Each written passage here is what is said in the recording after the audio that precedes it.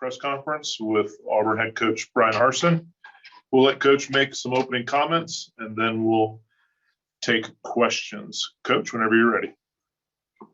Yeah, first thing, just a little recap from the last game. Not a whole lot to talk about other than the fact I thought the defense played very good. I thought special teams had a couple units that had some of their best performances in the game, and then offensively, we were just poor in that last one. So we went back, looked at it on Sunday, and made the corrections. Went out there and hit a few of those things that we had to do physically on the field, and then moved on to Mississippi State. So that's what our focus is this week. We're on to Mississippi State, on to a good football team, Coach Leach and his offense, and things that they can do on that side of the ball. We're preparing for with the air raid, and I think we all know what they're capable of doing, throwing the ball over the place. So they've shown that. Got good players on the offensive side. Quarterback Rogers making plays, completing 75% of his passes. That's great. So he's doing well. Polk, their wide receiver, he's got 71 catches, 6 TDs. Both their running backs are very good. You know, they do run the ball. I think it's a little misleading. You talk about throwing it, they do run it, and they run it well. And both those guys are a big part of their pass game and make plays. So defensively, fourth in the SEC. This defense is very good. So they've shown that. They play with the 3 down, and they'll give you some different looks, but I think they do a very good job of preparing their defense to go play against the different styles of offenses in the SEC. And guys that stand out, Emerson, their corner, a very good player. Jet Johnson, 64 tackles. Their Mike linebacker has been very solid this season. And then Tyrus Wheat, he's got 4 sacks, an INT, 2 pass breakups. So one of their other linebackers as well. So he's playing very good. Special teams are solid all the way around. These guys are aggressive. They can make plays on special teams. And so all 3 phases, as we've gotten into watching these guys play, they're very good. They're talented, and you know, they've done some really good things this year, and they played good teams. They played some close games, and the last one they just played in was close. And I know this is their last road game for their team this season. So it's really about us, what we have to do as far as getting ourselves prepared, focusing on our execution day in and day out, the consistency that we have to play good football on Saturday, and making sure that everybody on this team and on this staff is capable and able to do that and is focused on that each and every day. So when we go play, we want to see those things show up more consistently on game day. So with that, questions? Michael Giddens. Coach, you've got 6 straight quarters without an offensive touchdown. After being able to watch the tape from Saturday, besides just execution, what things are you looking to get corrected in practice headed into Mississippi State? Yeah, well, we know we have to correct. And, you know, I might as well just invite the Mississippi State's defensive staff in here if I told you all those things. One is we got to score touchdowns. I mean, 6 quarters and no touchdowns. That's pretty telling. That's not, you know, what we're trying to accomplish on the offensive side. So we need to have better plays. We need to have better play calls. We need to have opportunities to score and create those on the offensive side. So we got to make plays, and you know, we got to be a whole lot better. You know, I thought 2 phases on Saturday against A&M played pretty good, and you know, offensively we did not. So that's got to be corrected. And you know, the players on that side of the ball, the coaching staff, it's pretty obvious, you know, that we need to score touchdowns in order to win games. And you know, at the end of the day, we haven't done that well enough. We have another opportunity this week to go work on that and create that. Those things have to happen every single day for us. What I know about our team and our offense in particular, it doesn't just happen on Saturday. That's what I know. So if it's emphasized every day, if it's focused every day, if it's executed every day, then we'll have a lot better opportunity to not be, you know, at the very bottom and not scoring points on the offensive side. So a lot of work to be done. And, if we're going to win these remaining games that we have a chance to play in, if we're going to beat Mississippi State, we got to score touchdowns at the end of the day. So, to your question in particular, there's some really specific things that I don't want to get into that are, really a focus on this team. But we all know what we saw on Saturday. That's not going to get it done. And we know that. We knew that going into the game. We've known that the entire season. And, we have to be good enough to correct that at the end of the day. And that's the challenge. So everybody has a job and a responsibility. In order to make that happen, you got to do your job. And those things have to show up on game day so we can win games. Jordan Hill. Bryan, you mentioned Will Rogers a few minutes ago. I think he's third in the nation in passing yards. Just what has stood out to you about Will and what he's been able to do in Mike Leach's system this year?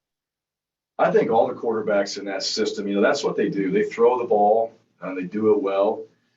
And Coach Leach has always done a good job with his quarterbacks, but 75% completion. Just because you're throwing it doesn't mean you're going to have 75% completion. And so that's pretty darn good. What I do think of, and I haven't seen a ton of Rodgers. I've seen some. I'll dive into that a little bit more, but I've seen enough to know that he's a good player. I think he's a good decision maker. I think the guys around him are playing well. And obviously those guys are making catches and getting themselves open. And so, they've controlled the ball actually quite a bit too with this style of offense. And they've done a good job that way. So he's playing well. And he's doing a good job leading that offense, and those guys around him are playing well. So, we have to find a way to play really good defense against a quarterback like him. We got to be consistent. We got to be in the right position at the right time. And if we get a chance to make a play on the ball, we got to make a play. So, it's going to be a test for our defense, no question, just with how they're playing and the things that they do. Tom Green. Hey, Bryan, I know after the game you said you wanted to kind of go back and watch the film before you assess the play of quarterback. But now that you have a chance, just what'd you make of Bo's performance? And I guess what's the message to him after a game like that, after he'd, shown so much progress over the prior month? Well, the message for everybody and any particular player that doesn't have their best game is just consistency. That's the quest, I think, for everybody in things that we do. Certainly as a performer, in any sport, how can you be consistent? You can reach a certain level.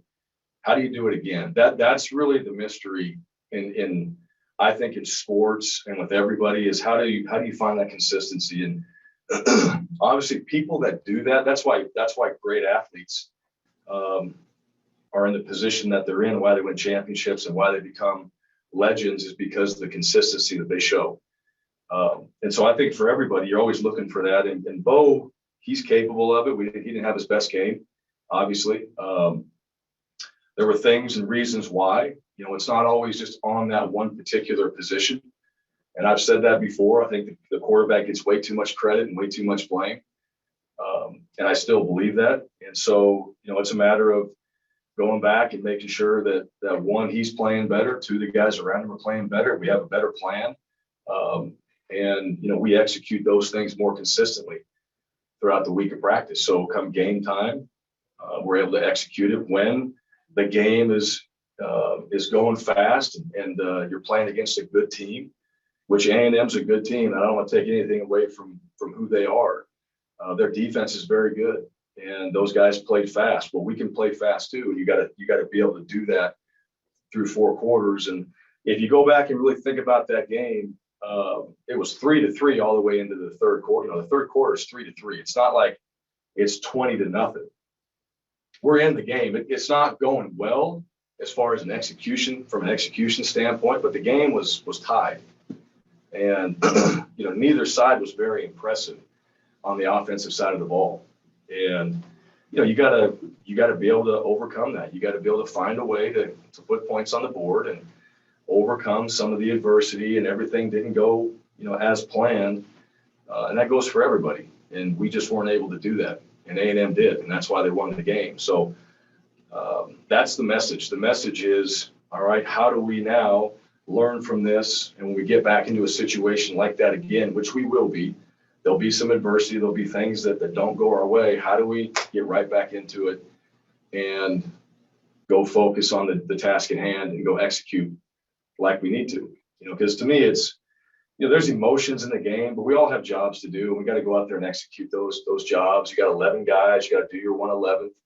And, sometimes it doesn't go your way. And as a quarterback, what it comes down to is decision making. It didn't work. Make a great decision.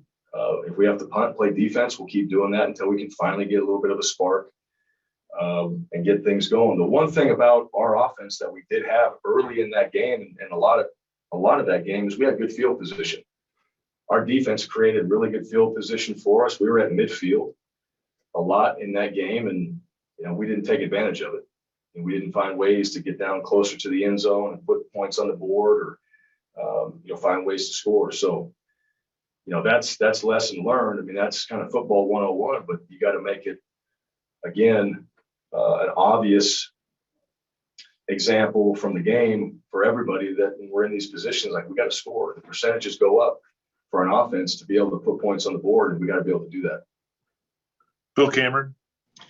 Coach, from early on, Bo was sprinting right, and I'm sure that part of that is because of the concern for their push up the middle. But doesn't that really sort of limit the ability to throw back? I know a couple of times he threw back across and completed some passes back to his left, but just talk about that, because it sort of seems like it gives a very narrow window to throw into.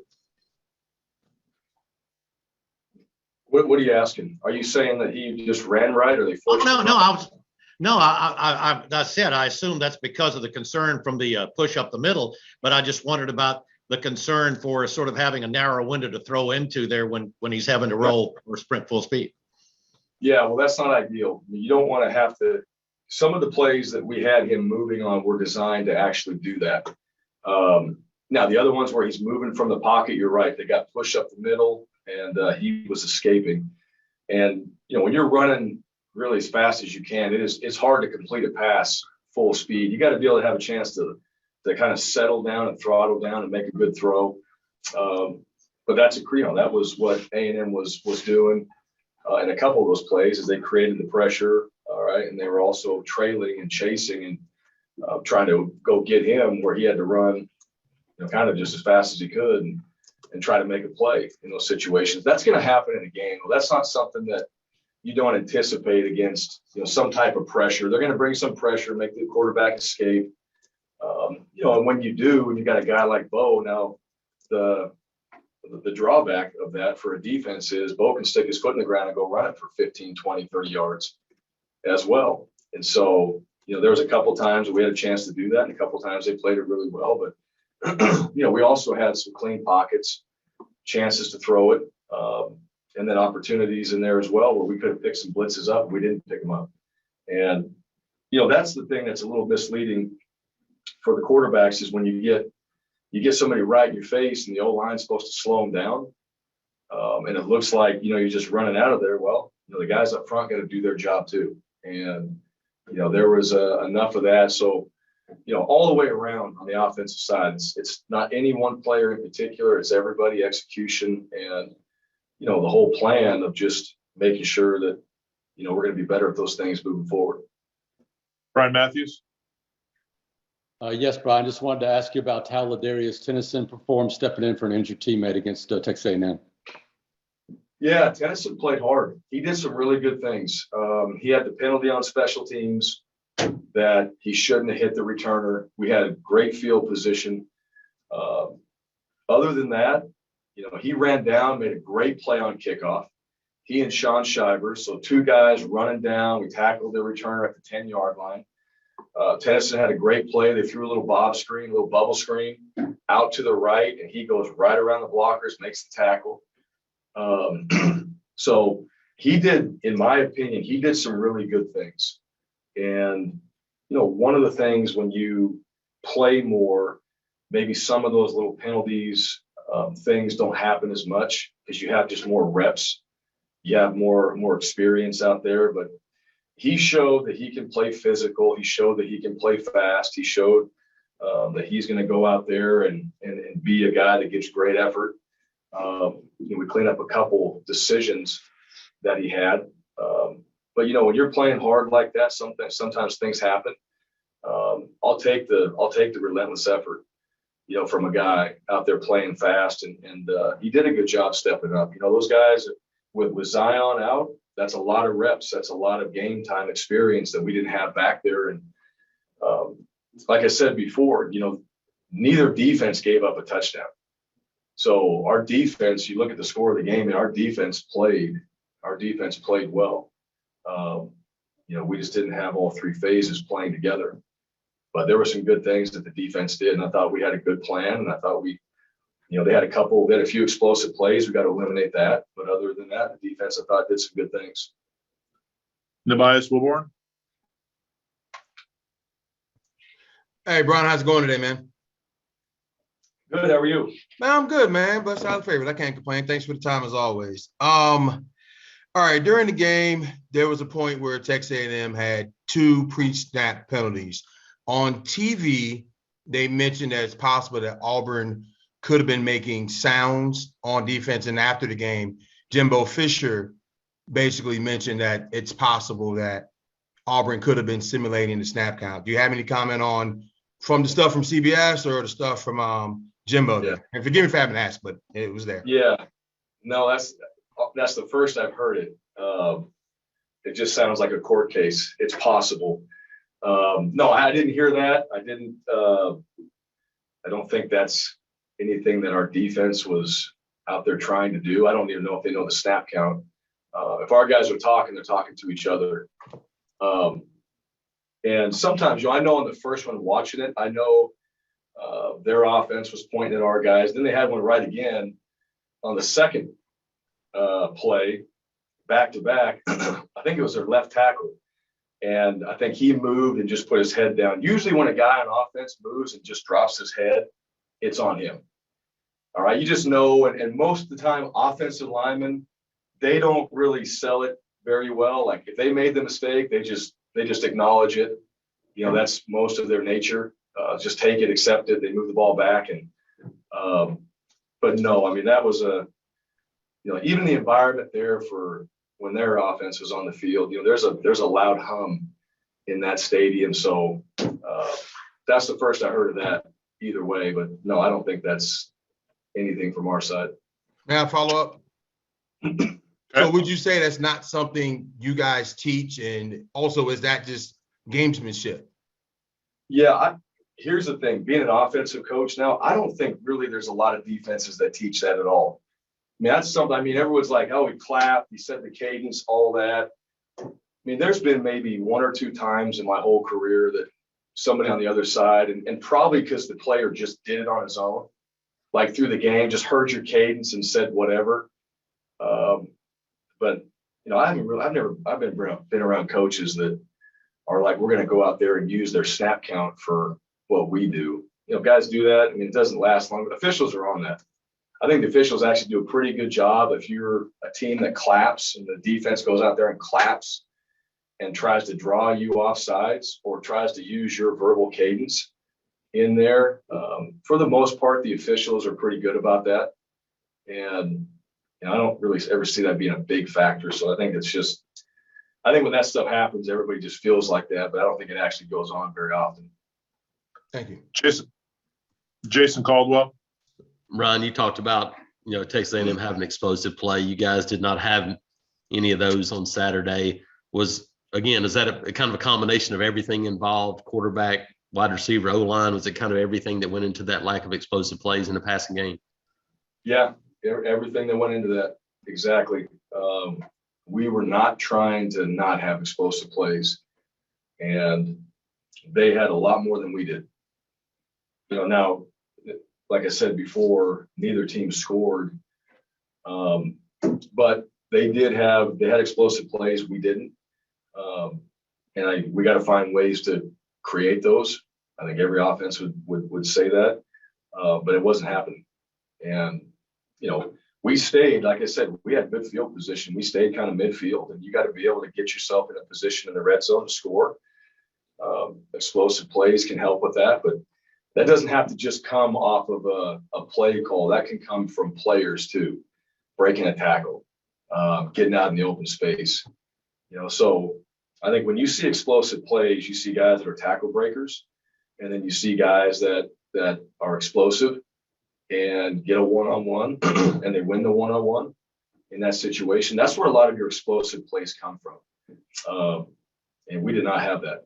We didn't manufacture it, and it didn't come from, really any of our players to make that happen.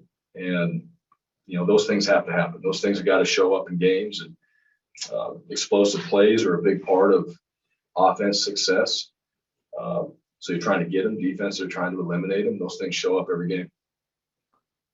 Last question is from Philip Marshall. Bryan, I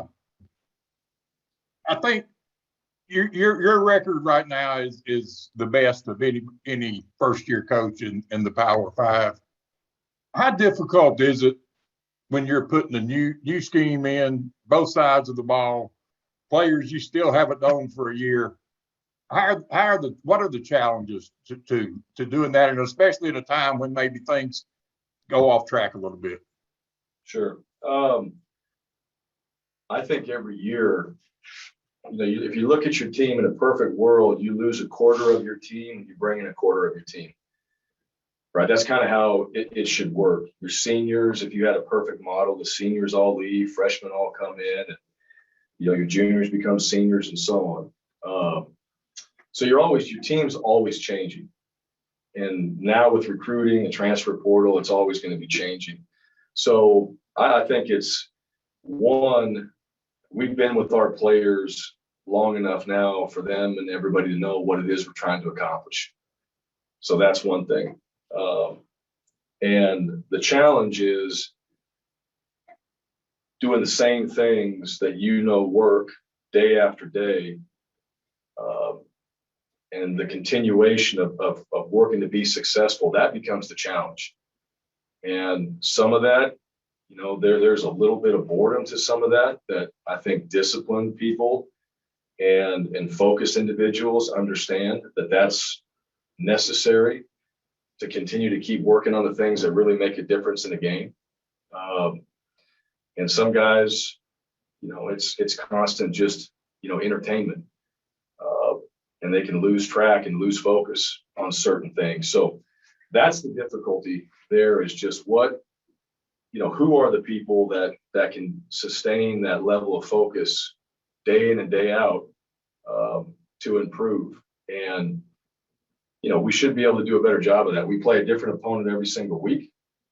It's a new challenge every single week, but the fundamentals, for the most part, stay the same. And that's really what we're working on right now. And that goes for staff, it goes for players.